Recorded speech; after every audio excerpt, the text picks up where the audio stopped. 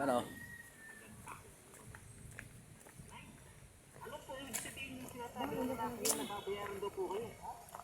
Gagawa ka mamaya, Gar?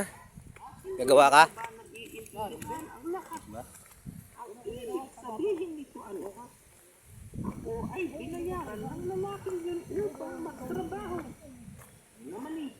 Papasok na tayo sa lupain. Ano ka? Tingnan mo ang alaga kung Mga nabili ni Edgar Panot. alam ni Guyo na balang araw Op, tabi na tayo. ang susundin niya sa mga utos. Kaya nagalingan mo ha? Irrigation. Patubig ni Edgar. Si Guyo. Ayan, kambingan oh.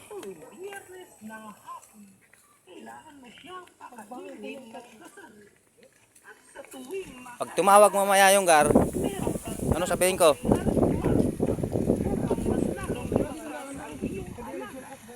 Madamo na. Madamo na guys ang aming asinda oh. Walang tauhan eh. Walang pampasahod. hindi na maaalis sa ating buhay Yung patubig. ating pinalisan.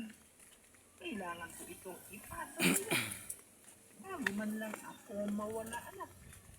Sige, matulog ka muna. May drama pa. At pag-ising mo, maligo ka at Aswang? mamimili tayo ng mga gusto mo.